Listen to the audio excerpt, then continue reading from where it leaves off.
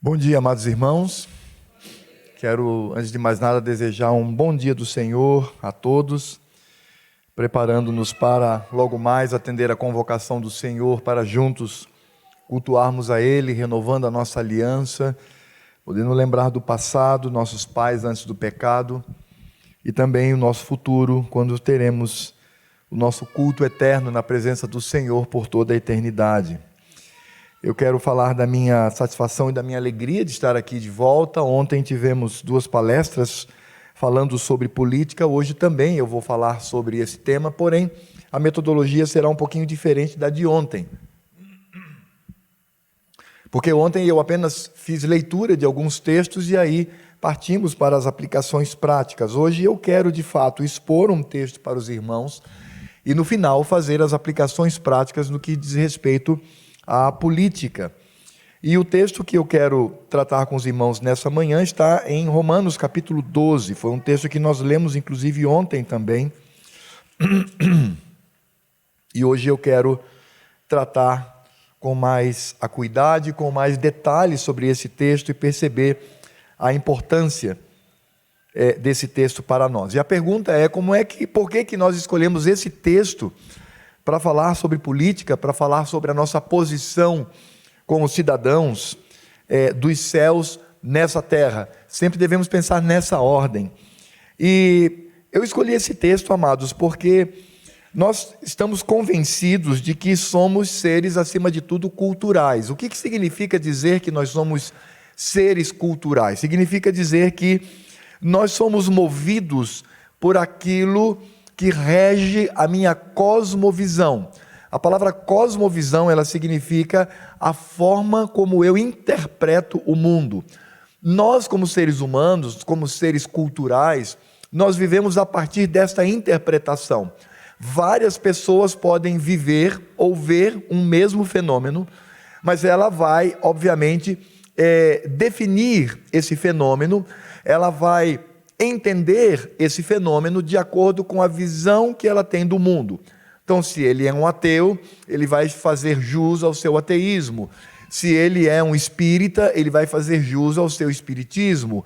Se ele é um cristão, ele vai fazer jus ao seu cristianismo. E ainda dentro do cristianismo nós temos vários desdobramentos e que vão de fato mostrar a forma como eu vejo o mundo, e isso é extremamente importante, porque é uma área que nós não cuidamos muito do nosso coração e da nossa mente.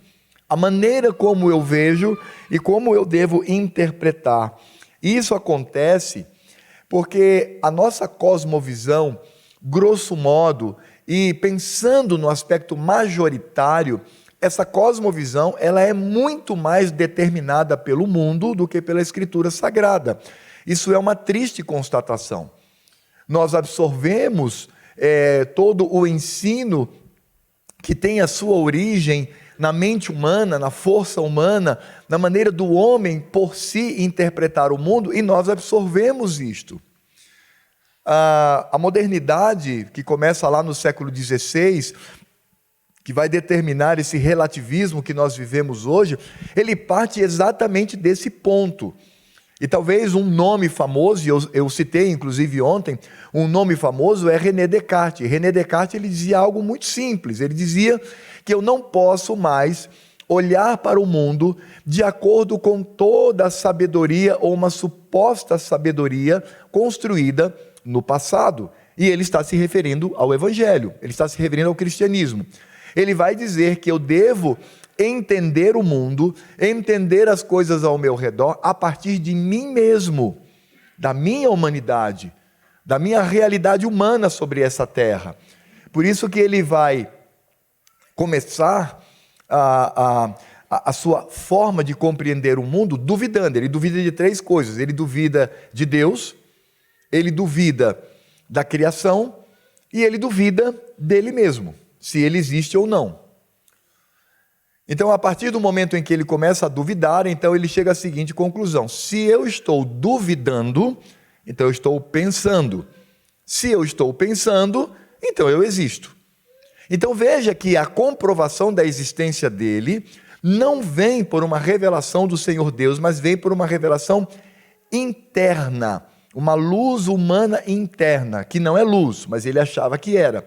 E a partir daí, ele vai dizer que a partir da sua existência, também a criação ao redor existe, que ele vai chamar de natureza. E se eu existo e a natureza existe, segundo ele, então Deus existe. Veja que o Senhor Deus, ele foi tirado da primazia e ele foi colocado em último lugar como resultado do conhecimento. Então Deus não é a fonte, Deus é o objeto do conhecimento. Deus não é aquele que concede a mim capacidade para olhar o mundo e interpretá-lo, mas ele é interpretado pela minha concepção de mundo. Isso é modernidade. Foi assim que o ser humano começou a se afastar de Deus e se aproximar mais da sua própria humanidade. Nós deixamos de ser teístas, onde o Senhor Deus de fato é aquele onde todas as coisas orbitam, e transferimos para o ser humano, que nós chamamos de humanismo, onde é o ser humano o centro de todas as coisas. E os filósofos e estudiosos, ao longo dos séculos, foram aprimorando no sentido de piorar essa concepção até o ponto que nós chegamos hoje. E, infelizmente, o mundo determina a maneira como eu penso. Porque, de fato, nós vamos perceber que a cosmovisão, apenas como alguns exemplos, ela vai determinar, ela vai influenciar o modo como eu vivo com a minha esposa. A minha cosmovisão vai demonstrar a maneira como eu crio os meus filhos. Então, se eu tenho filha mulher, filho homem, isso vai determinar a maneira como eu vou criá-los e os meus objetivos futuros para com a vida deles. E nós somos tendentes a pensar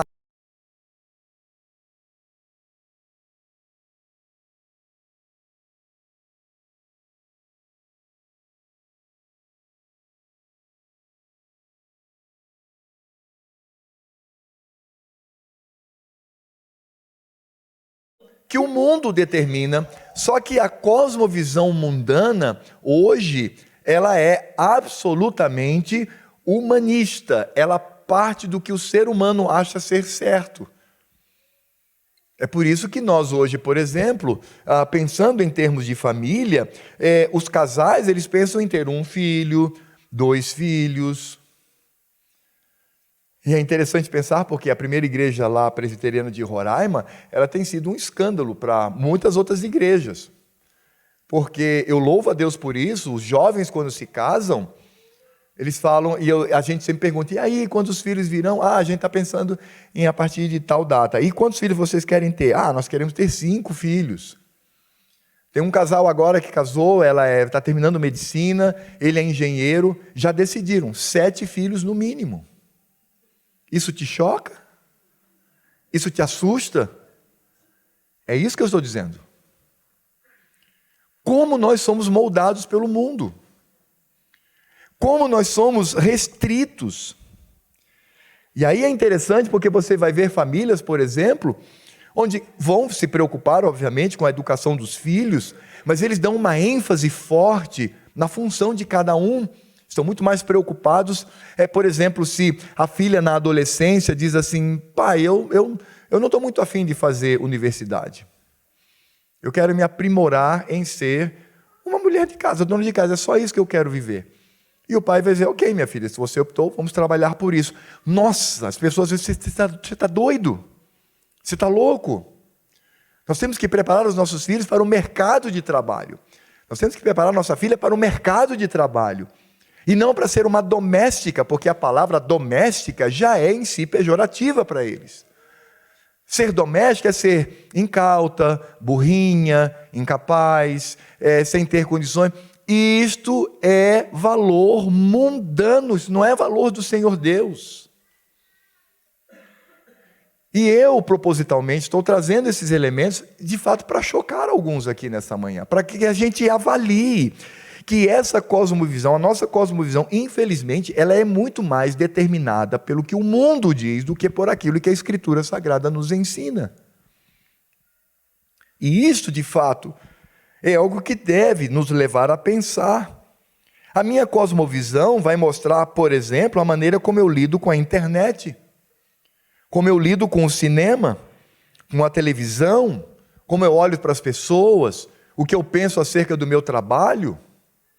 E aí eu, como crente, eu começo a reproduzir o mesmo discurso das pessoas lá do mundo. Sextou, não sei se usa essa expressão aqui, deve usar, né?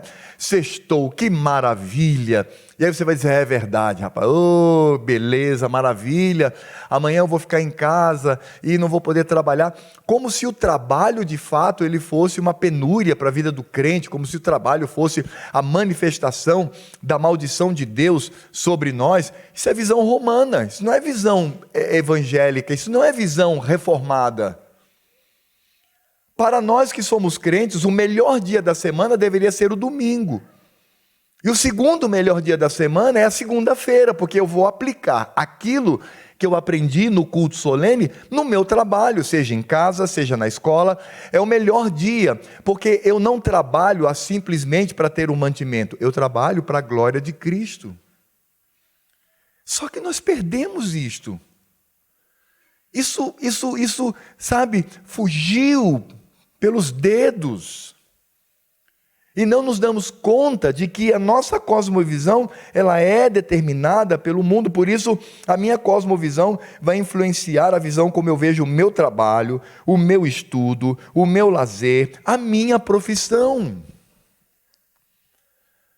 E nós encontramos tantos adolescentes e jovens influenciados por seus pais, que são tolos na escolha da sua profissão. Eles não olham, por exemplo, eles não são capazes de estabelecer um rol, um grupo de profissões, sabendo que certas profissões glorificam mais a Cristo. As pessoas buscam profissão para ganhar dinheiro. Tudo bem, não tem problema, não é um problema você tentar, você como provedor da sua casa, você buscar uma profissão que te dê um conforto. Não é isso que eu estou dizendo, não é errado.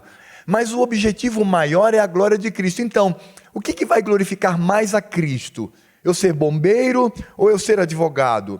Eu ser médico ou eu ser da comunicação social? Eu sou ser um professor ou ser um veterinário? É ter esse discernimento e essa sabedoria e tomar as escolhas, não por aquilo que o mundo impõe a nós, mas por aquilo que glorifica a Deus. E nesse aspecto, essa cosmovisão mundana, ela também vai influenciar a minha posição política. E eu quero especificar dizendo a minha política partidária.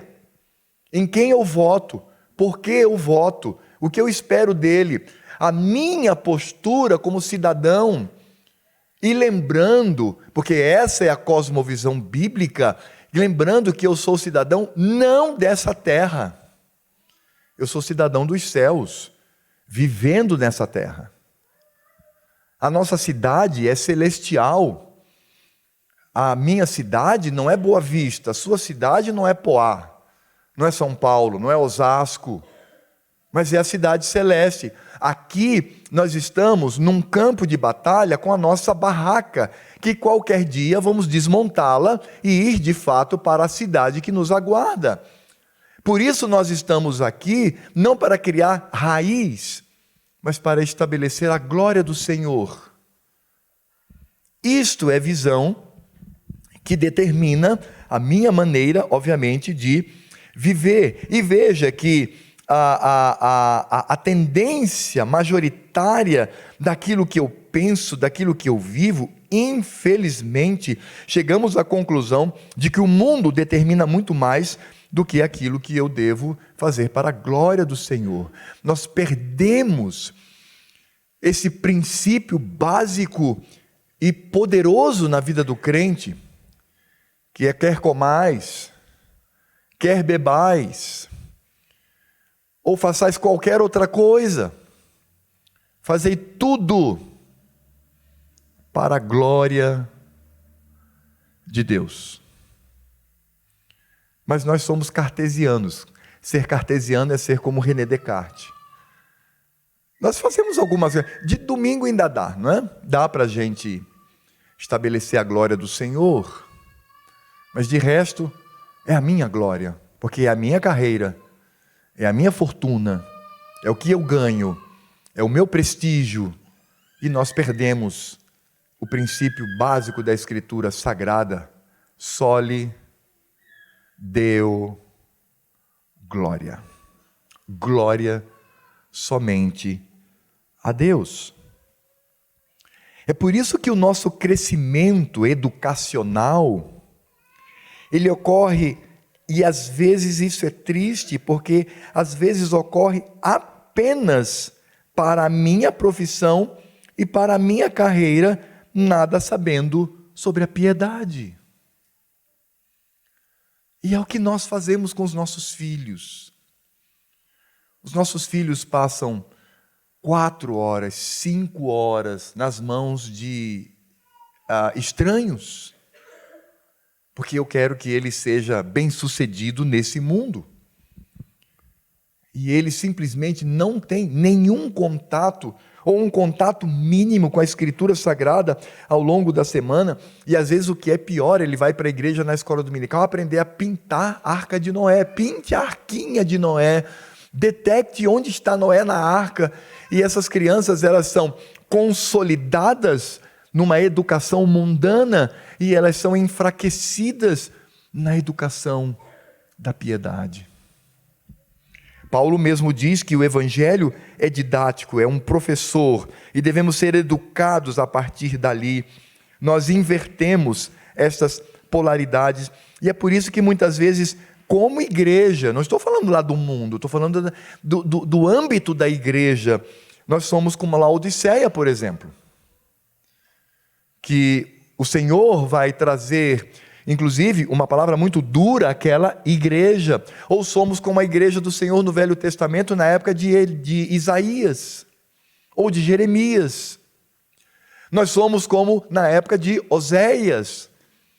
E a igreja hoje como um todo, ela não tem mais a sua marca na sociedade. Ela não marca, ela é amarelada, ela é transparente, ela é invisível, e por isso ela é ridicularizada. Porque nós, como crentes, insistimos em cultivar na nossa mente um tipo de pensamento fraturado, estilhaçado, sabe? Pulverizado. Eu não tenho uma visão rígida do Evangelho com relação ao mundo, mas a minha vida e o meu pensamento são como que pequenas gavetas. Se eu estou na igreja, então eu penso como crente. Se eu estou na universidade, eu penso conforme a universidade. Se eu estou no trabalho, eu penso conforme os meus colegas. Se eu estou no cinema, eu vou pensar como as pessoas veem, e eu começo então a compartimentar, a fraturar, a estilhaçar o meu pensamento, sem ter a virilidade teológica de olhar para o mundo e ter a coragem de confrontá-lo com a glória de Cristo. É por isso que eu quero ler esse texto com os irmãos. Porque esse texto ele vai exatamente trazer o antídoto, o remédio, a cura para esse tipo de pensamento. Porque quando Paulo escreve aqui em Romanos capítulo 12, verso 1 e 2, ontem eu já dei uma breve pincelada, o que nós temos aqui é uma transição. Do capítulo 1 até o capítulo 11, do verso 36, Paulo está falando de doutrina, ele está falando de ortodoxia, ele está mostrando qual é a doutrina do Evangelho. E Romanos certamente é o que mais trata sobre essa questão. Ok, até o capítulo 11, Paulo ensinou o que é teologia. Agora, Paulo, a partir do capítulo 12, ele vai aplicar, ele vai dizer como eu devo viver essa teologia. Porque não basta apenas conhecer teologia. Conhecer teologia e viver conforme o mundo, isso não serve de absolutamente nada, é inócuo, é apenas cabeça vazia. Mas Paulo mostra que eu devo conhecer essa doutrina e eu devo vivê-la no meu dia a dia. Ou seja, eu tenho a ortodoxia, e essa ortodoxia, que é a teologia, que é a teoria, vai se manifestar na ortopraxia. Praxia significa prática, numa prática piedosa no mundo. Somos santos no mundo, e o mundo precisa ver isso. É por isso que nós temos que ser compulsoriamente, obrigatoriamente odiados pelo mundo. Se eu não sou odiado pelo mundo, tem alguma coisa errada. Porque não tem jeito. É como luz nas trevas. É como sal na podridão. É algo que contrasta e que incomoda. O mundo não pode se sentir à vontade com a nossa presença. Não pode. Porque o que prevalece é o que Paulo de fato vai mostrar aqui, a maneira como nós devemos viver. E aí o que ele diz? Romanos 12, de 1 a 2. Lembre-se, ele está fazendo a transição da teoria para a prática. Ele diz: rogo-vos, pois, irmãos, pelas misericórdias de Deus, que apresenteis o vosso corpo por sacrifício vivo, santo e agradável a Deus, que é o vosso culto racional. E não vos conformeis com este século, mas transformai-vos pela renovação da vossa mente, para que experimenteis qual seja a boa, agradável e perfeita vontade de Deus. Oremos. Ó Deus e Pai de nosso Senhor Jesus Cristo, te louvamos por esta manhã, neste dia que é o melhor dentre todos, porque é o dia da ressurreição do Senhor, é o dia da convocação, é o dia do culto, é o dia em que iremos, ó Senhor, investir todos os nossos atos em atos de misericórdia, de devoção e descanso. Pai, muito obrigado, porque neste dia podemos ter uma centelha do que será a eternidade contigo. E da mesma maneira como os nossos pais, lá no Éden, antes do pecado, tinham esta comunhão mais próxima contigo, na virada do dia, nós temos esta comunhão hoje contigo.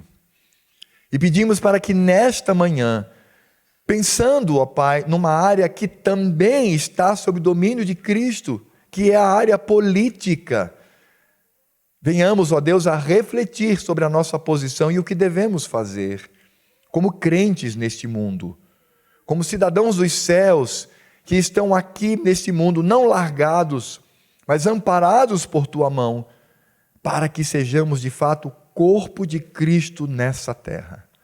Ajuda-nos, ó Senhor, a sermos desafiados por esta palavra, e que de fato tenhamos responsabilidade para contigo, ó meu Senhor, e que a nossa mente e o nosso coração sejam inundados por Cristo, que façamos como Paulo, que dizia: já não sei se sou eu quem vive ou se Cristo vive em mim, porque tudo é exatamente a mesma coisa, Cristo em mim, neste mundo. É o que nós desejamos, ansiamos, é o que queremos, ó Pai. Por isso pedimos para que apliques a Tua santa e bendita palavra no nosso coração e na sua aplicação também. E é em nome de Cristo, Senhor, a quem amamos e a quem veneramos e adoramos e a quem esse dia pertence. Amém. Quando Paulo escreve aqui aos Romanos, nesse período de transição, ele vai falar exatamente aquilo que eu coloquei na introdução. Ele vai mostrar aos romanos a responsabilidade que eles têm de desenvolver uma mente, isso mesmo, uma mente, uma forma de pensar conforme a Escritura Sagrada. Por isso, quando ele vai falar sobre isso, ele diz que não devemos apenas pensar, mas como devemos também viver nessa terra. Por isso que ele vai tratar aqui de 2 pontos importantes. Primeiro, preste atenção nisso, ele vai mostrar como nós crentes devemos agir diante de Deus. Depois dele falar a maneira como eu devo agir diante de Deus, do Senhor, agora sim ele vai mostrar como eu devo olhar para o mundo. Então, primeiro, como eu devo estar diante do meu Deus, para depois, como eu devo estar diante deste mundo. E é exatamente isso que Paulo desenvolve. E ele vai começar aqui com uma expressão cheia de sentimento, é uma expressão solene, é uma expressão como se dissesse: pare tudo e ouça o que eu tenho a dizer, quando ele diz rogo-vos. Aqui esse rogo traz a ideia que Paulo está dizendo: irmãos, por favor, prestem atenção naquilo que eu vou falar, e esse sentimento vem das suas entranhas, e ele vai dizer: o que eu vou dizer agora aqui é extremamente importante para que você cultive ao longo de toda a sua vida. E aí ele diz: primeiro, eu quero que vocês saibam a atitude que devemos ter para com Deus diante do Senhor. Então, qual é a atitude que devemos ter com o Senhor, diante do Senhor? Apresenteis o vosso corpo por sacrifício vivo, santo e agradável a Deus, que é o vosso culto racional. Veja que Paulo ele está falando aqui, em primeiro lugar, de uma apresentação. E quando Paulo diz apresenteis, o verbo que ele utiliza no original dá a ideia de uma ação completa. Então Paulo está dizendo que nós devemos nos apresentar diante de Deus, e não no sentido de que Deus vai nos conhecer na medida em que nos apresentamos a Ele. Não. Nós cremos na expressão coram Deo, que significa constantemente na presença do Senhor. Aqui é uma atitude de minha parte, está na voz ativa. Eu apresento ao Senhor, é como se eu dissesse: Senhor, aqui está a minha vida, aqui está quem eu sou. E aí então, quando ele fala dessa apresentação, ele fala do corpo. E aí corpo traz a ideia de uma totalidade, de tudo que eu sou. De fato, o que eu tenho que aprender é sempre colocar diante do Senhor, voluntariamente, toda a minha vida, o meu coração, a minha alma, o meu entendimento, os meus olhos, os meus ouvidos, tudo que eu penso, tudo que eu sou. Eu digo: Pai, aqui está a minha vida diante de Ti. E é claro que quando Paulo fala desta apresentação, ele está falando aqui numa linguagem de consagração, porque ele vai dizer aqui: apresenteis o vosso corpo por sacrifício vivo, santo e agradável a Deus. Ora, o que é o sacrifício senão uma consagração? Porque quando Paulo diz sacrifício vivo, ele está mostrando que é como um sacrifício de ações de graças e não um sacrifício para a remissão de pecados. Porque o sacrifício para a remissão de pecados já foi realizado cabalmente por Cristo. Ele morreu pelos nossos pecados.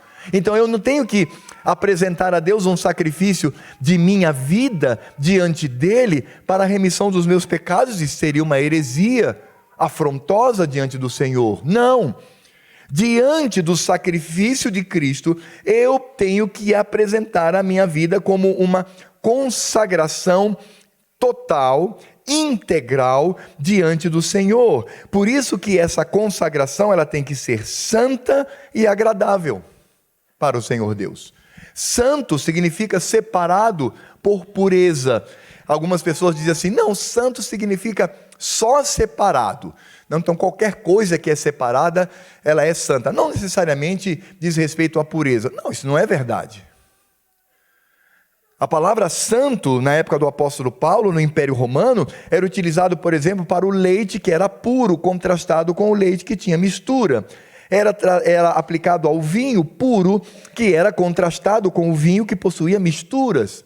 Então, é separado sim, mas é separado porque é puro. Porque se santo significasse apenas separado, então o diabo seria santo, porque ele está separado da presença de Deus. Ele não tem santidade nenhuma. Portanto, quando Paulo diz que nós devemos apresentar-nos integralmente ao Senhor, como consagração, ele está dizendo: você precisa ser santo e você precisa ser agradável, ou seja, eu tenho que ser aceitável diante do Senhor com a minha vida. E aí a pergunta é: bem, como é que eu vou me apresentar? Como é que eu vou me consagrar? O que de fato devo fazer nessa apresentação diante do Senhor? Paulo explica: este é o vosso culto racional. Pensamento, modo de pensar. Porque eu sou aquilo que eu penso. As minhas atitudes, com raras exceções, quando às vezes eu ajo por instinto, né? Como susto, né? Você está andando e vê uma cobra, opa, você dá um pulo. Ali é instinto, você não parou. Isto é uma cobra, ela pode ser venenosa, eu tenho que dar um pulo para evitar que ela me morda. Não, você pula. Mas isso são raridades na nossa vida. De antemão, a maior parte do que eu faço, daquilo que eu faço, eu penso. Então é como se Paulo dissesse: consagre a sua fonte, a fonte das suas atitudes. Que de fato isso seja como um culto, como veneração, como a apresentação da sua adoração diante do Senhor. Por isso é culto, mas é culto racional. Paulo está falando aqui de pensamento. E aí me permitam já fazer a aplicação daquilo que eu quero trazer nessa manhã. Paulo está falando aqui da maneira como eu vejo o mundo, a minha cosmovisão, o que vai reger a minha vida. O que me ajuda, por exemplo, com respeito à criação dos meus filhos, minha visão de culto, a visão que eu devo ter de todas as coisas.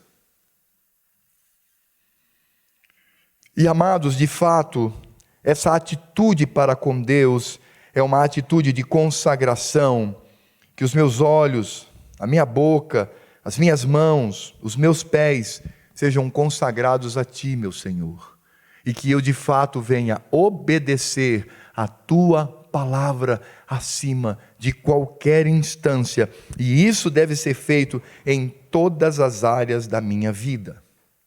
Então, a primeira atitude que nós devemos ter no que diz respeito ao meu comportamento, a minha forma de pensar nesse mundo é consagrar toda a minha vida para que eu me apresente diante do Senhor de maneira santa e agradável, na forma como eu o venero, na forma como eu o adoro, por meio do meu pensamento.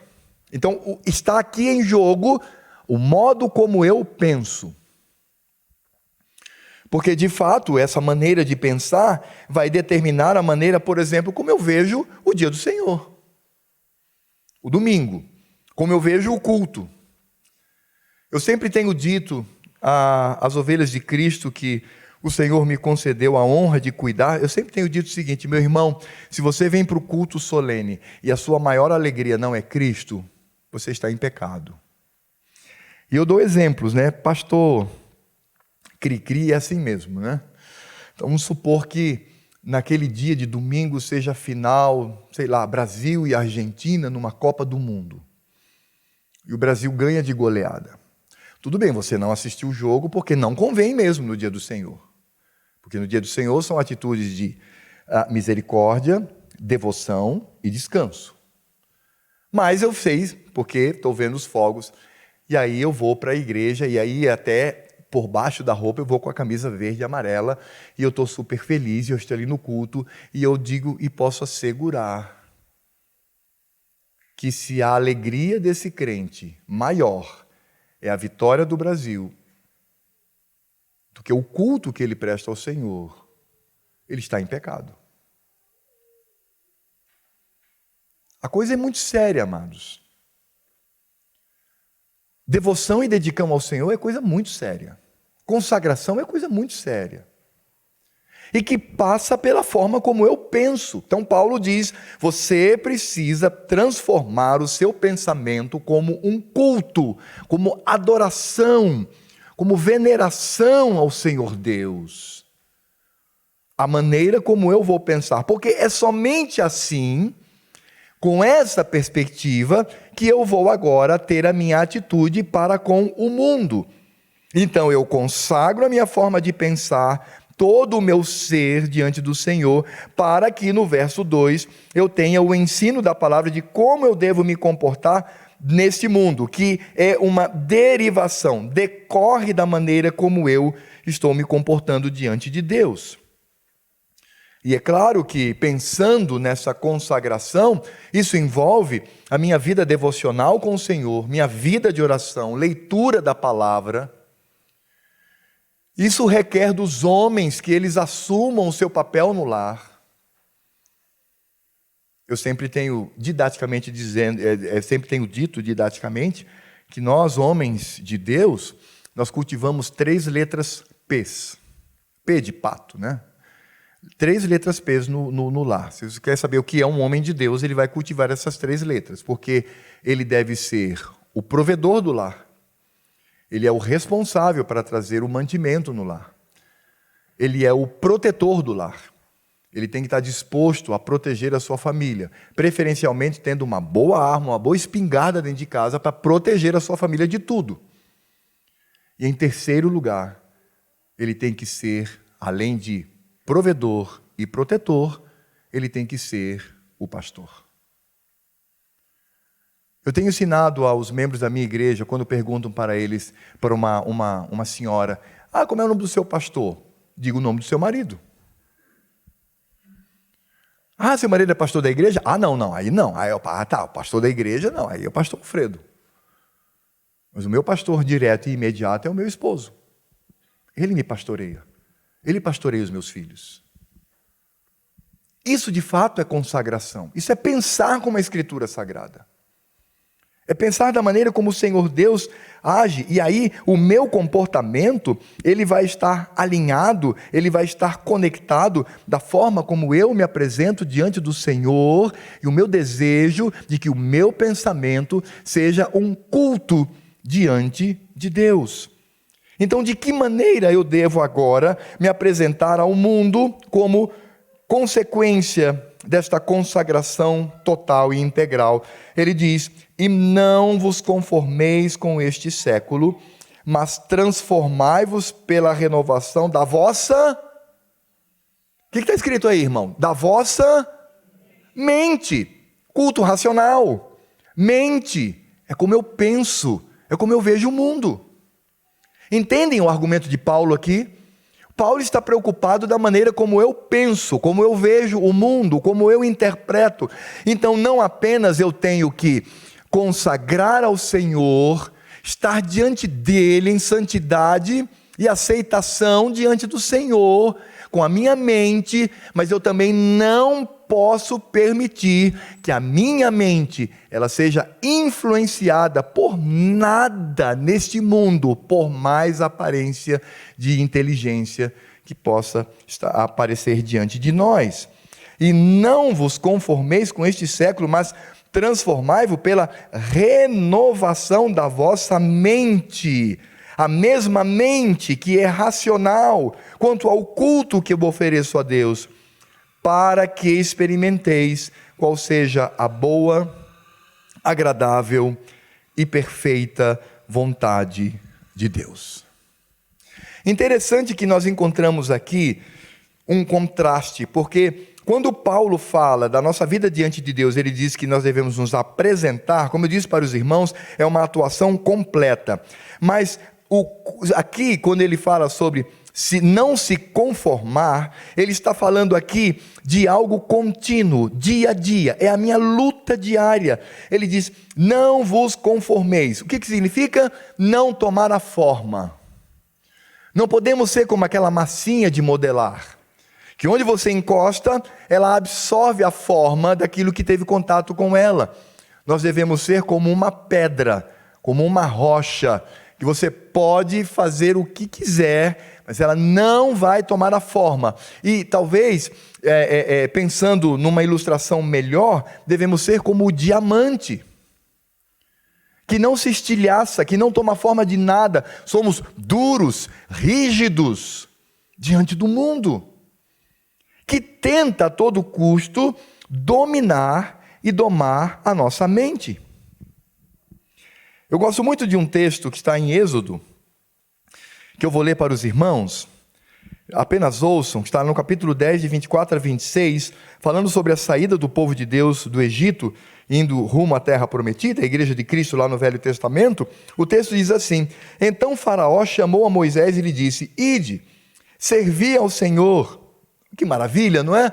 Faraó está dizendo: tranquilo, vá, sirva ao Senhor Deus, sem problema. Fiquem somente os vossos rebanhos e o vosso gado. O que eu quero é que vocês deixem apenas os seus animais. As vossas crianças irão também convosco. Nossa, como ele é bonzinho, não é? Respondeu Moisés, diante dessa fala do faraó, diz: também tu nos tens de dar em nossas mãos sacrifícios e holocaustos que ofereçamos ao Senhor nosso Deus, e também os nossos rebanhos irão conosco. Moisés está dizendo o seguinte: Faraó, você é tolo.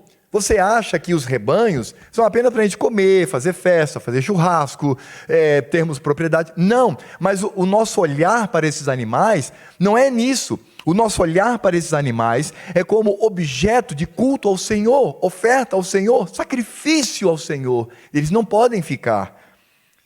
E aí Moisés usa uma expressão preciosa. Ele diz assim: nem uma unha ficará.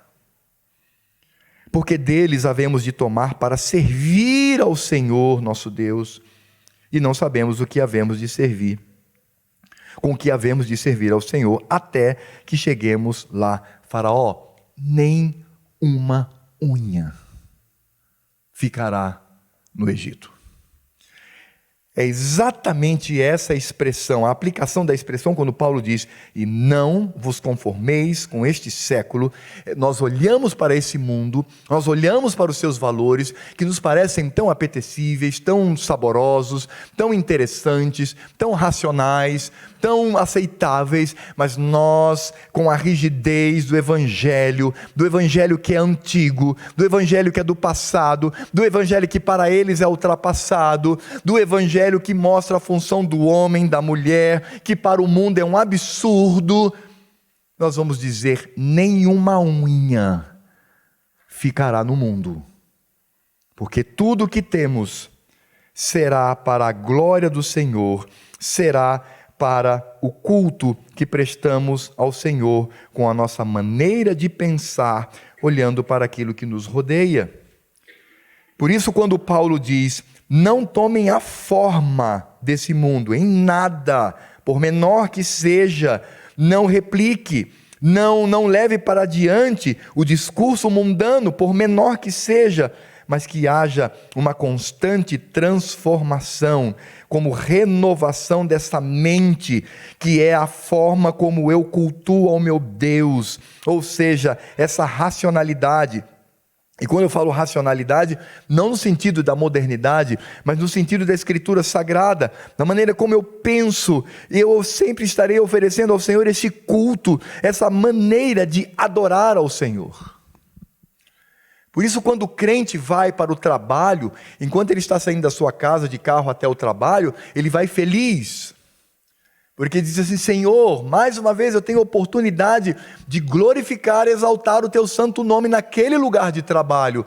Quando um crente sai para a escola, ele sai feliz na segunda-feira dizendo: Pai, mais uma vez eu terei a oportunidade de glorificar o teu santo nome naquilo que irei fazer. Vai ser briga de novo, com professor de biologia, professorzinho de história, professorzinho de filosofia, mas Senhor, dá-me graça, dá-me força, para que eu possa ser luz e sal no meio daquele povo.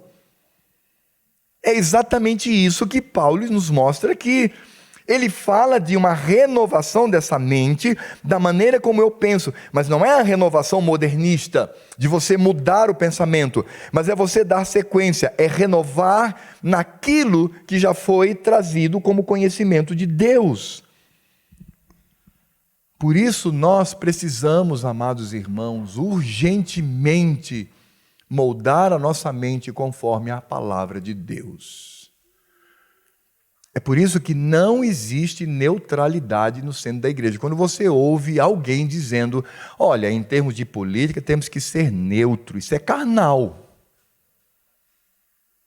Isso é discurso de lá, é do mundo.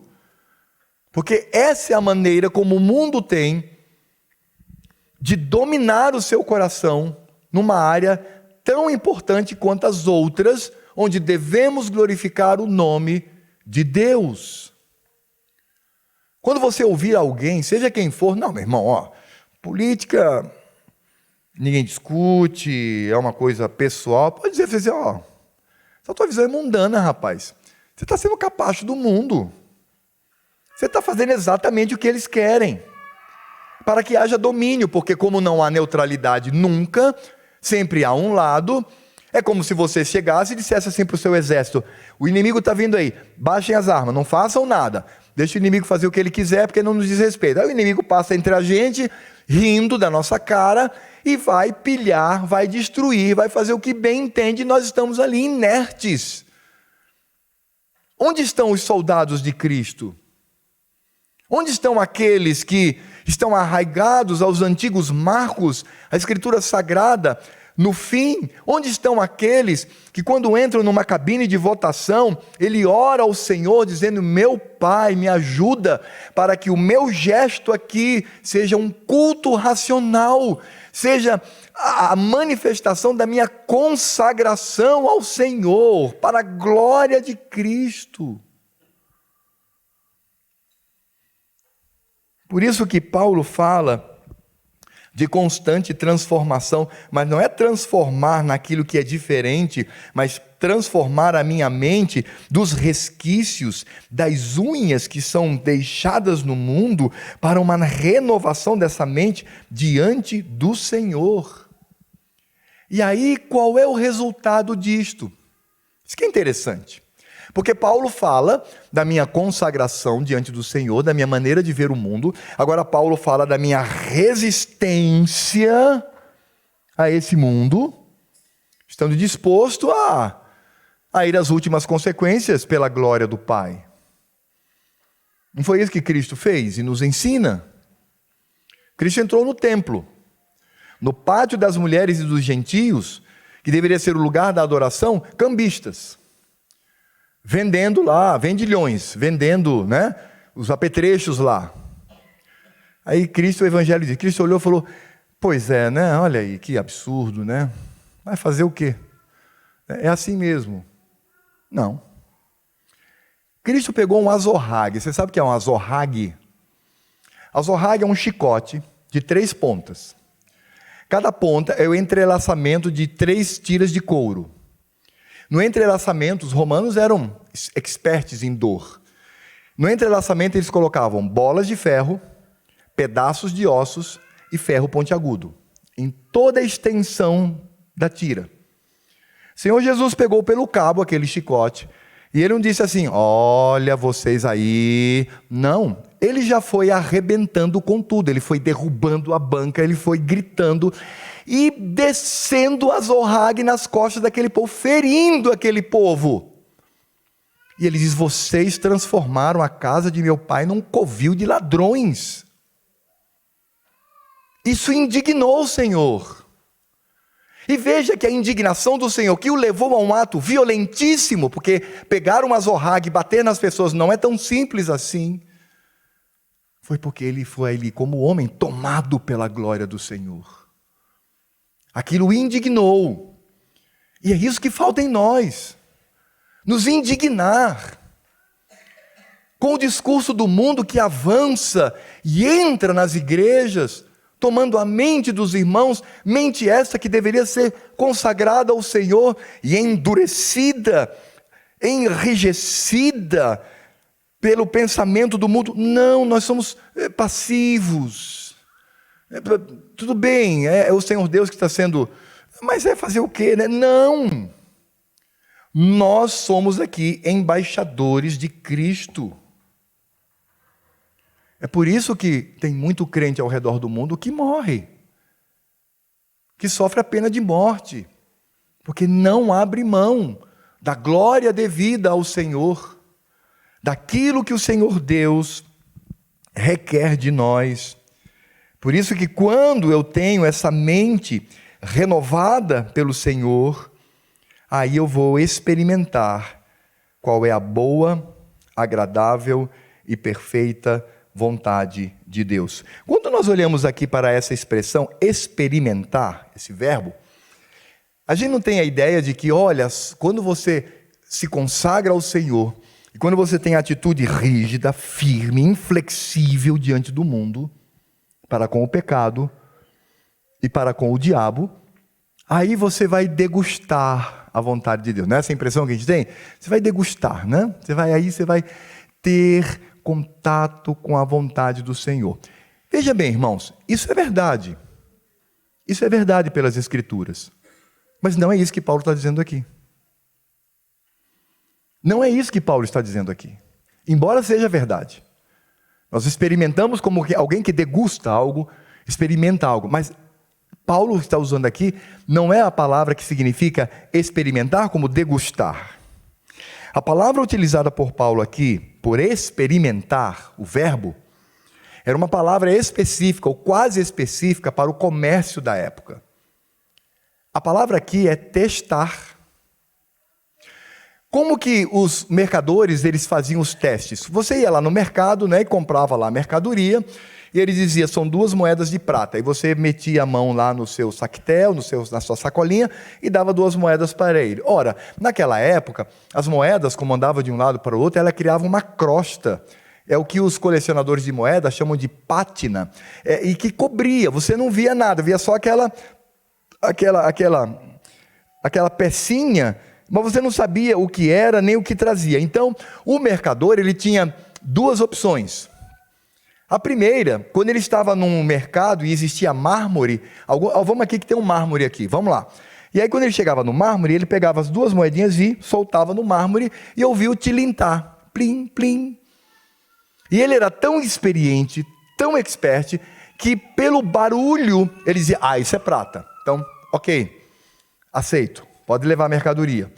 Mas quando ele fazia isso, e o tilintar mostrava que era de cobre, ou de outro metal, dizia, leve-se embora, meu amigo. Está querendo me enganar?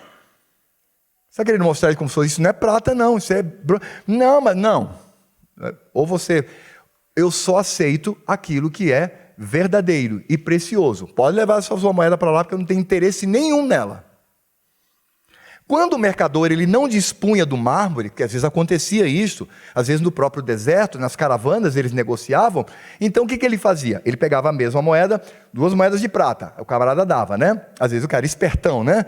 Dava 2 moedas fingindo ser de prata. E ia embora, calma, peraí. Ele pegava as 2 moedas e dava uma mordida na ponta dela. Ele tirava uma lasquinha e olhava o metal. É prata, é bem-vindo. Pode ir. Então ele olhava e dizia, jogava, né? Eles eram desaforados também, né? Jogava no rosto da pessoa, quer me enganar? Você quer me enganar? Essa é a palavra que Paulo usa quando diz, para que experimenteis qual seja a boa, agradável e perfeita vontade de Deus. Quando alguém chega para você, como um crente, e fala assim, nós como crentes, somos pacifistas e devemos ser a favor do desarmamento. Qual é a tua reação com relação a isso? Quando um crente chega para você, nós somos cristãos e devemos ser veementemente contrários à pena de morte. Qual é a sua percepção disso? Hoje nós vivemos numa sociedade moderna, uma sociedade avançada. Hoje não pode haver mais, em termos de função, nenhuma diferença entre homem e mulher. Qual é a sua percepção disso? Uma mulher candidata à presidência da República, qual é a sua visão disso? Para que experimenteis qual seja a boa, agradável e perfeita vontade de Deus. Nós estamos conectados a este mundo e essa conexão ela se dá, na maioria das vezes, por informações. Vocês sabem disso. Aliás, nós vivemos hoje uma época de frenesi. Eu lembro da minha época, quando eu namorava a minha esposa, né? Eram cartas. Então, assim, a gente escrevia, mandava pelo correio, demorava. Depois chegava, estava no seminário, carta para o cegonhão, era o apelido carinhoso que me deram lá no seminário, né? Eu descia a escada, chegava lá, a fonte chegava lá, é do meu pai, tá bom, deixa eu ver aqui, né? É do meu amigo, mas é da Sandra aí o coração. Aí eu já sabia, né? Eu abria assim, antes de abrir, já abria e cheirava, porque lá estava o perfume que ela pingava. Eu tirava, antes de ler, já procurava a marca de batom. Onde é que está a marca de batom dos lábios dela? Eu dizia, e eu beijava. Como aquilo era bom. E aí eu olhava e lia aquela carta várias vezes. Eu fazia uma leitura prévia, depois fazia uma exegese, depois fazia uma aplicação. Era bom demais. Hoje não é mais assim. Hoje é, WhatsApp, ou coisa demoníaca, A comunicação no inferno vai ser por meio de WhatsApp, meu irmão. Porque, ou coisa que eu não consigo me adaptar. Então, se você me mandar um WhatsApp e eu levar uma semana para responder, não é porque eu não gosto de você, não. É porque eu sou ruim mesmo desse negócio. Mas hoje, somos conectados com informações. Tudo é informação. E o que nós fazemos com isto? Percebe?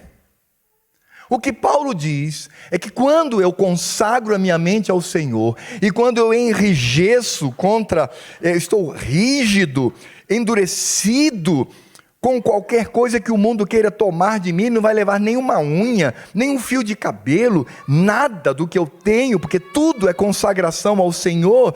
Aí sim, eu começo a experimentar, a testar tudo que vem a mim, se vem do Senhor ou não. Isso inclui tudo, amados, tudo na minha vida. A música que eu ouço, o filme que eu assisto, o documentário que eu aprecio, o que eu ouço no trabalho, o que eu vejo do pastor lá da internet, porque hoje está assim, Às vezes o crente se esquece que o pastor dele é o presencial, é o que está ali ralando, está ali, o pastor Jubal é o pastor da igreja, mas aqui, olha, o pastor Alfredo está no YouTube, Cuidado com isso também, irmãos. Faça tudo sob orientação do seu pastor e do seu conselho. Mas tudo que eu ouço, estou lá, eu fico tão... Eu acho que deve ser a idade, já velho é assim mesmo, ranzinza, que aí chega aqueles crentes, fala assim, pastor, eu ouvi fulano de tal, ele diz, primeiro, você está ouvindo esse cara? Pois é, pastor, e ele falou isso. Eu dou uma bronca, eu falo assim, você não tem maturidade para testar isso e perceber se é de Deus ou não? Toda verdade é verdade de Deus, dita por quem quer que seja. Toda mentira é do diabo e é carnal, dita por quem quer que seja. Eu tenho que testar todas as informações, e são muitas, tem que passar pelo filtro da minha consagração, do meu pensamento e da minha cosmovisão, que é de fato consagrada ao Senhor, e da minha atitude rígida contra qualquer coisa, por mais bela que nos pareça, mas que seja do mundo.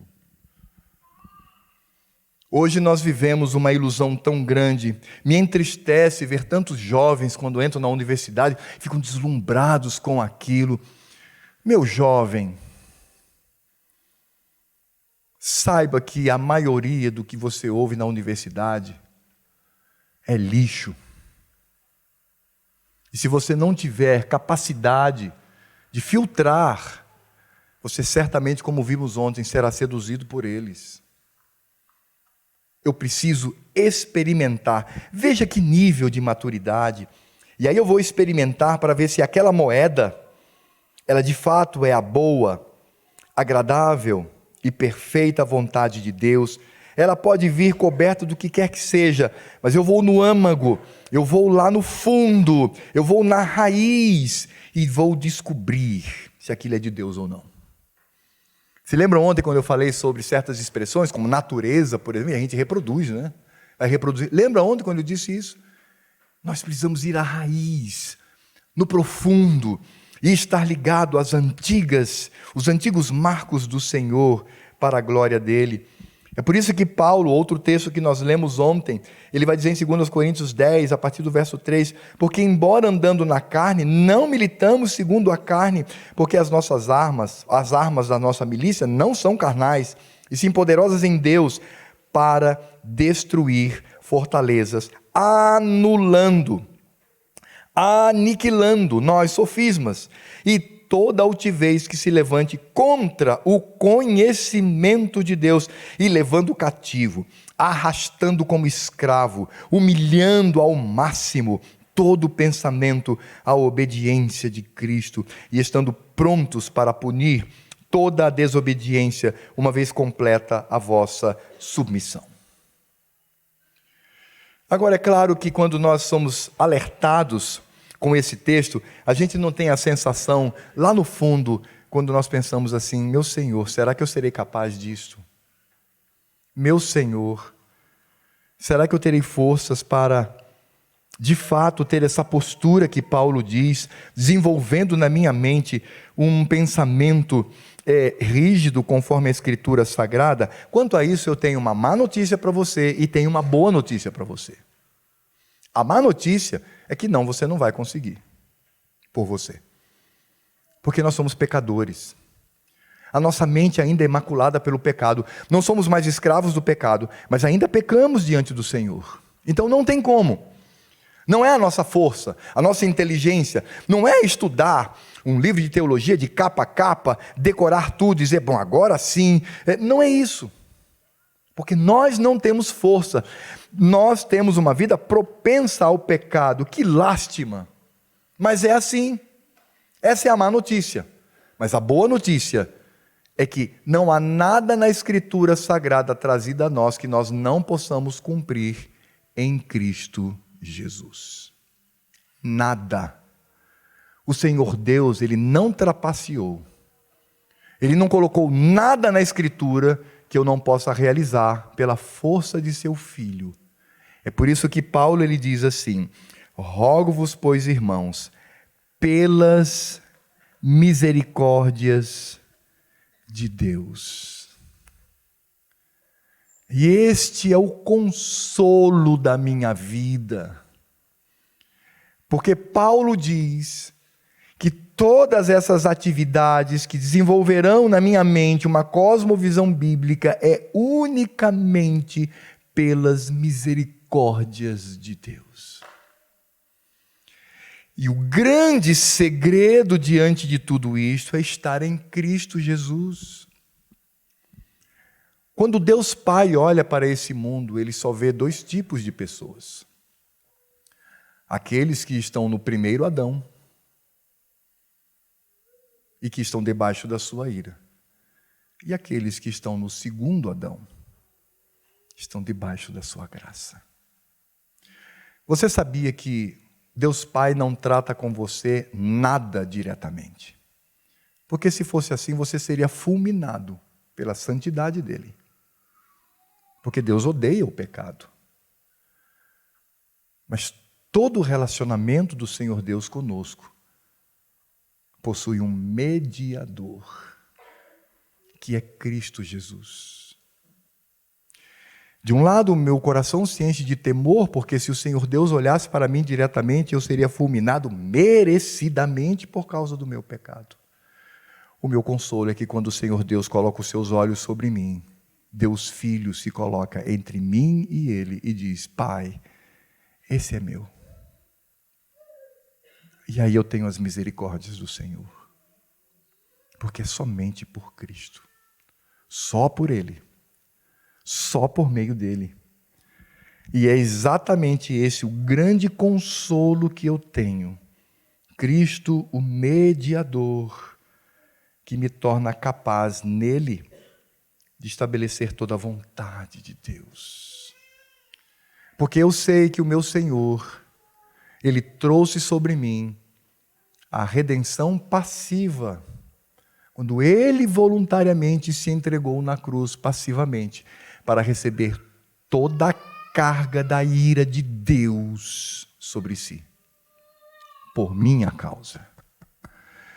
É duro pensar que Cristo, como homem, Ele sofreu a maior dor que um ser humano pode sofrer. Talvez você diga, quando Ele disse lá, Pai, se possível passa de mim esse cálice, mas que não seja feita a minha vontade, sim a tua. Você deve pensar assim, poxa, então o Senhor, Ele temeu a crucificação, as chibatadas. Claro que não. Tem ímpio aí que enfrenta a morte. Não foi isso. Quando Cristo pede para que Deus Pai retire esse cálice dele, é porque Cristo sabia que por toda a eternidade, como Deus Filho, tinha comunhão com o Pai. Era íntimo do Pai. Tinha do Pai o sorriso, o amor paternal. Mas Cristo sabia que ao tomar os seus pecados, a sua imundícia, o Pai iria abandoná-lo. É por isso que o grito na cruz não é Deus meu, porque fui crucificado. Deus meu, porque levei chibatadas. Deus meu, porque eu estou nessa situação. Não. Qual é o grito de desespero de Cristo na cruz?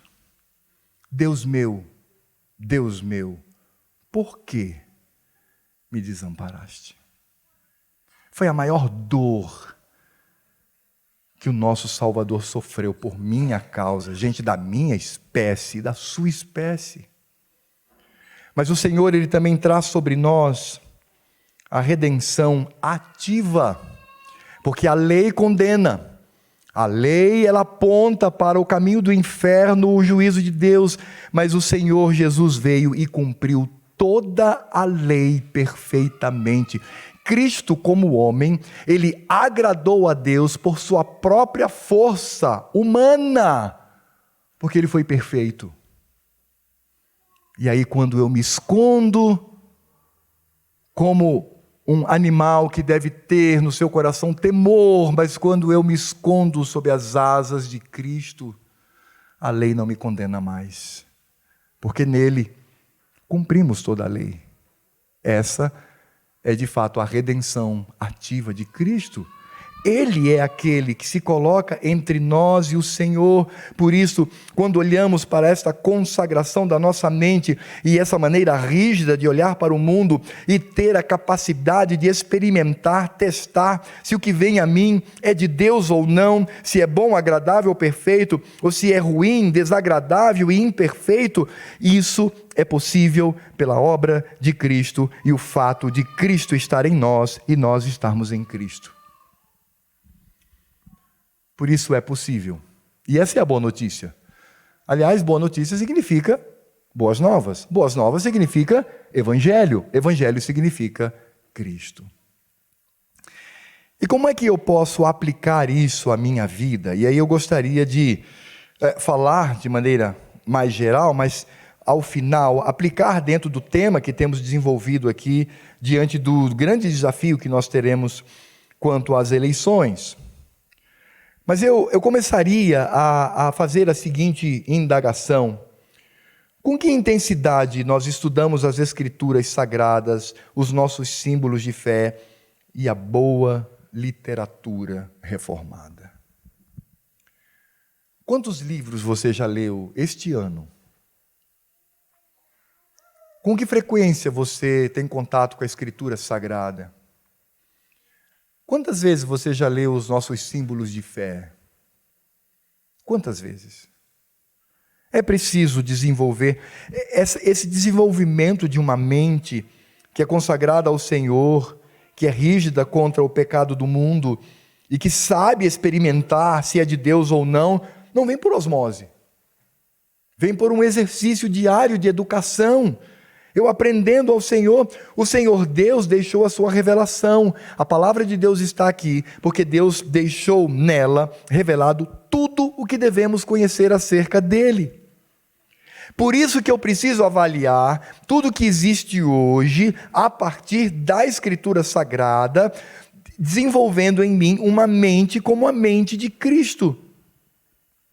Para os judeus, ali no templo, é tranquilo, é das mulheres e dos estrangeiros, mesmo que vale são os homens, então, tranquilo, todos aceitavam aquilo com a maior naturalidade. Cristo veio e disse não. E é assim que devemos agir. Quando nós olhamos hoje para o que é crime ou não, o que é aceitável ou não, será que, de fato, este pensamento diz respeito ao que era há 50 anos, há 100 anos e ao que está na Escritura Sagrada? Qual é a minha visão de casamento? O que eu reproduzo com relação a isto? Como que eu penso acerca deste elemento? Aliás, casamento é um alvo preferido da esquerda para destruir. E eles têm uma metodologia. Primeiro eles destroem o número, depois o gênero, depois a espécie. O que é isso, pastor? É porque casamento envolve número, gênero e espécie, né? Primeiro é O número diz respeito e sexo também, desculpem, esqueci. Número, gênero, espécie e sexo. Número por quê? Porque são dois. Casamento só existe entre duas pessoas. Gênero, porque é ser humano. Casamento só se dá entre duas pessoas, seres humanas. Espécie, porque de fato é da espécie que pode cumprir a vontade do Senhor em termos de reprodução. E sexo, homem e mulher. O que a esquerda faz? Vai destruindo cada ponto desse ao longo do tempo. Qual foi a primeira destruição? Sexo.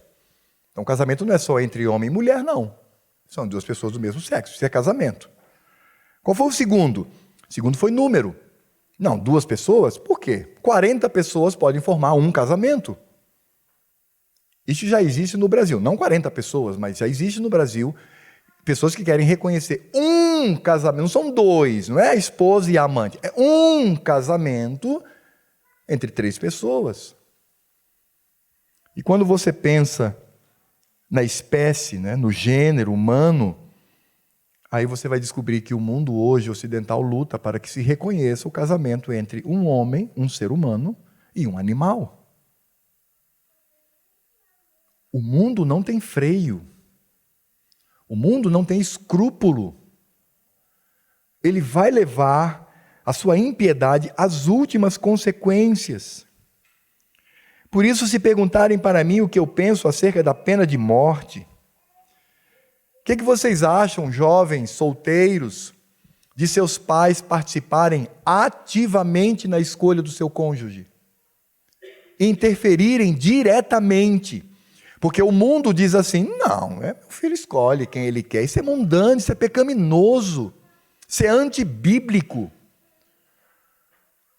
O filho deve chegar para os pais e dizer, pai, eu olhei para fulano, tenho simpatizado com ele, pai, ok, filho, tem a nossa aprovação, vamos lá. Isso o filho com 20 anos, 19 anos, não estou falando de adolescente, porque adolescente não namora, né? Nem deve namorar. O crente só namora quando ele já tem condições de casar. Mas o pai pode dizer, não, isso aí não, pode esquecer. E o filho tem que dizer, ok, papai, eu me submeto. O que você acha disso, jovem solteiro? Você acha razoável? Qual é a influência na sua mente e no seu coração? Da Escritura Sagrada ou do mundo? Função da mulher, isso é um vespeiro, né? Visão de trabalho, isso é outro vespeiro. De que maneira eu me comporto no que diz respeito ao trabalho, à renda, ao que eu recebo? Paulo diz o seguinte, nós devemos trabalhar para que tenhamos condições de ajudar ao necessitado, principalmente dentro da igreja. A gente tem essa visão? Ou a gente tem a visão de investimento, de poupança, e de ter mais e mais? Irmãos, não é errado investir. Eu faço investimento. Sou ruim que só, mas tem um presbítero bom lá, ele me ajuda nisso. Faço investimento, compro terras, penso...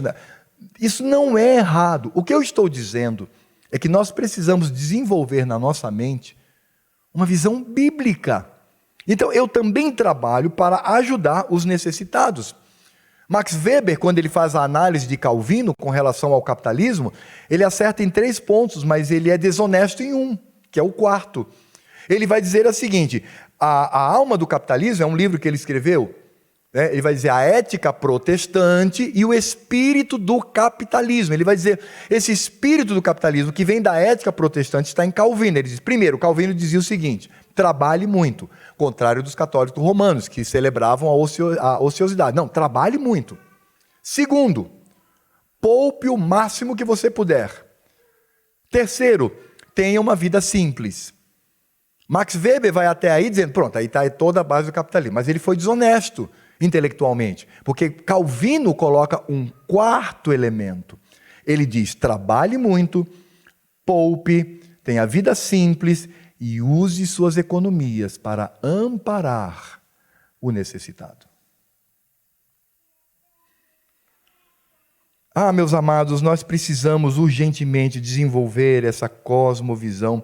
E aí é claro que isso, aí sim, se aplica também na política, e isso também se aplica na política partidária. Quando nós ouvimos: rogo-vos, pois, irmãos, pelas misericórdias de Deus, que apresenteis o vosso corpo por sacrifício vivo, santo e agradável a Deus, que é o vosso culto racional, e não vos conformeis com este século, mas transformai-vos pela renovação da vossa mente, dessa racionalidade cultica que temos diante do Senhor, para que você saiba testar tudo que vem a você, se é bom, agradável e perfeito, como vontade de Deus. Por isso nós somos estranhos a este mundo. Tem que ser, irmão. O crente tem que ser estranho a esse mundo. Ele tem que chocar. Nós temos que escandalizar o mundo pela nossa posição que busca a glória do Senhor.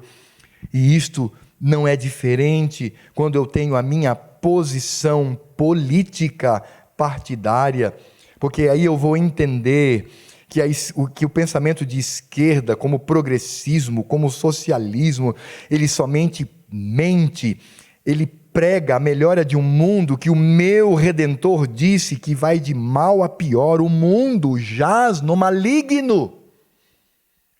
Cristo fala das dores de parto. Esse mundo caminha para o pior, mas esses mentirosos dizem: não, nós podemos construir um mundo melhor, quando nós sabemos que tudo está por piorar.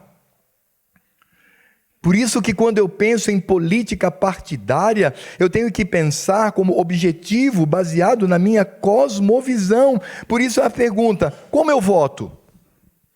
Porque quando eu voto, eu me torno um colaborador daquele em quem deposito o meu voto. Não existe, não é diferente, irmãos. Mas não, é neutro, não tem nada a ver. Tem tudo a ver. Quando você digitar o númerozinho lá na maquininha lá, saiba que você está sendo um colaborador. E eu diria até, você está se tornando um cúmplice daquele em quem você está votando. E aí eu pergunto: por que você vota nessa pessoa? Qual é o seu objetivo? O que você espera dele? Por isso o crente, quando ele vota, ele não é tolo, ele não fica apenas na propaganda eleitoral, nada disso. Olha, eu tenho ouvido falar que tal candidato é interessante. Espera aí, qual é o partido dele? Partido X. Vai lá na internet, hoje é uma maravilha. Partido tal, veja lá, nossa visão, nosso alvo, o que pensamos, o que defendemos, leia. E se você encontra ali qualquer ponto que vai confrontar a glória e a santidade de Deus, falou: acabou, isso aí já não tem mais meu voto. E não tem mesmo. A mesma coisa a pessoa. Não vá lá cego, mas pegue a trajetória dessa pessoa, a vida dessa pessoa, veja como ela se comporta como família, como cidadão, como político, se já foi. Perscrute tudo sobre aquela pessoa, investigue, porque você está concedendo a sua colaboração como luz. Os seus dedos devem ser os dedos de Cristo. Por isso, votar não é uma coisa simples, de só menos importância que eu posso votar em quem eu quiser. Não. Votar deve ser também a manifestação do meu culto racional a Deus, o sacrifício vivo, santo e agradável. Votar é mostrar que a minha mente não se conforma, não toma forma desse mundo, nenhuma unha está lá, e que eu, ao votar, já experimentei tudo aquilo que manifesta a boa, agradável e perfeita vontade de Deus. Por isso eu pergunto: você está preparado para votar? Você já escolheu seus candidatos? Por quê? Por que este e não aquele? Onde está a glória de Cristo nisto? Por isso que nós crentes estamos submissos à ordem santa, graciosa do Senhor. Quer comais, quer bebais, quer votais, fazei tudo para a glória de Deus.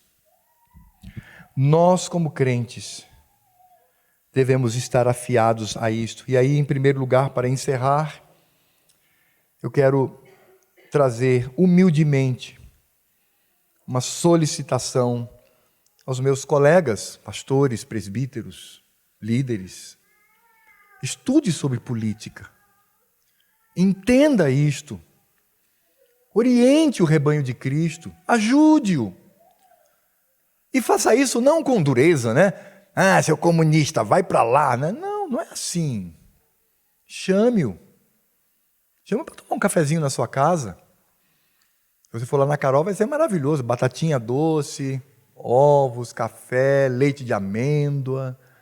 Chame-o para conversar. Ouvi dizer que você tem esse ponto. Eu tenho. Eu penso assim. Ok, meu irmão, vamos então conversar sobre isto.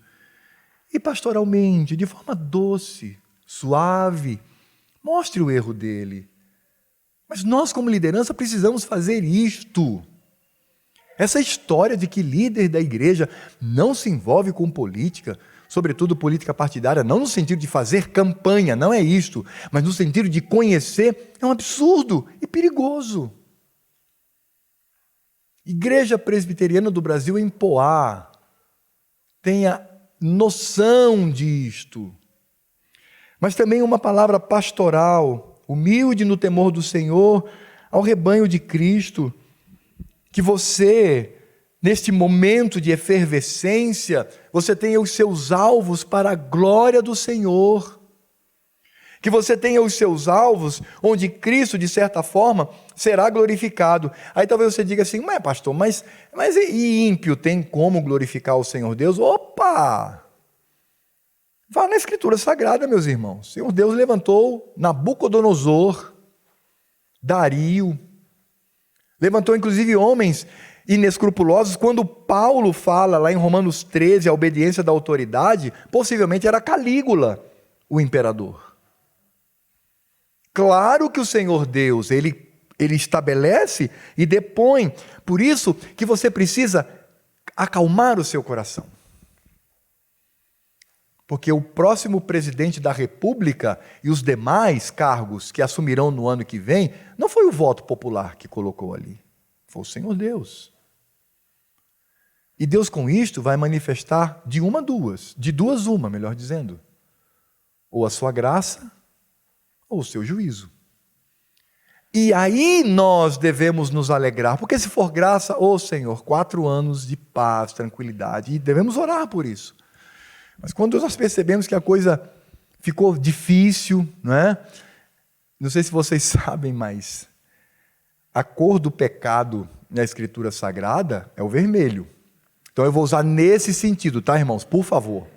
No sentido de que a cor do pecado é a cor do sangue. Então, se avermelhou o negócio, descanse no Senhor.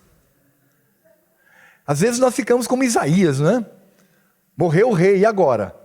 Foi para o templo. Aí ele viu Cristo num alto e sublime trono. E Cristo o vocacionou para que ele exercesse o seu trabalho.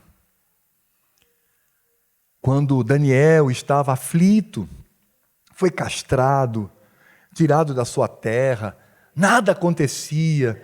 Nabucodonosor, um ímpio, tem um sonho. E Deus dá a interpretação para Daniel. Que interpretação foi essa? Os reinos se levantam neste mundo, nas mais variadas formas, mas a supremacia está na rocha, que se desprende sem manuseio nenhum. Ela se desloca poderosamente e dá na raiz e tudo ruir. E esta rocha prevalece. Não importa quem será o presidente do ano que vem. Se for manifestação da graça do Senhor, Pai, obrigado por isto. Se for manifestação do juízo de Deus, Pai, me dá força. Mas devemos saber que estamos debaixo do cuidado de Deus em Cristo Jesus. Por isso, quando eu penso na minha posição, no voto que eu irei conceder, eu preciso ter na minha mente textos como o Salmo 139, de 19 a 22, que diz: tomar, ó Deus, desses cabo do perverso, apartai-vos, pois, de mim, homens de sangue. Eles se rebelam insidiosamente contra ti, e como teus inimigos falam malícia. Não odeio eu, Senhor, os que te odeiam, e não abomino os que contra ti se levantam.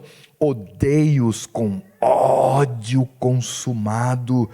Para mim, são inimigos de fato. Escritura Sagrada. No 119, 127 e 128 diz: amo os teus mandamentos mais do que o ouro refinado. Por isso tenho, porém, em tudo retos os teus preceitos, todos, e odeio todo o caminho de falsidade. E aí, coroando com a palavra do próprio Cristo, nosso amado mediador e Senhor, no Evangelho de João 15, 18 e 19, ele diz: se o mundo vos odeia, sabei que primeiro do que vós outros me odiou a mim. Se vós fosseis do mundo, o mundo amaria o que era seu. Como todavia não sois do mundo, pelo contrário, dele vos escolhi. Por isso, o mundo vos odeia. Eu me lembro que há muitos anos, uma colega minha na universidade, estávamos num evento lá, e ela disse assim: esse aqui é o professor Alfredo, ele também é pastor, mas é dos bons. Irmãos, quando eu ouvi aquilo, eu disse: meu pai, o que eu sou bom para essa ímpia? É tão bom saber que essa pessoa hoje veladamente me persegue, tenta destruir o meu trabalho, diz que eu sou um religioso, um conservador sem escrúpulo, e que fico baseando minha vida e a minha intelectualidade, seja o que for, pela religião. Eu disse: agora sim, Senhor, agora sim. Porque ela persegue ao meu Cristo. Se eu estou nele, eu quero ser perseguido também. Irmãos, nós temos uma responsabilidade cívica mês que vem. Uma responsabilidade muito séria, que é contribuir com pessoas para que assumam o poder. Longe de mim, neste ambiente, dizer em quem você deve votar por nome, mas próximo a mim e pastoreando os irmãos, faça isto para a glória de Deus. E eu faço para a glória de Deus quando eu conheço o candidato, o partido e as suas intenções.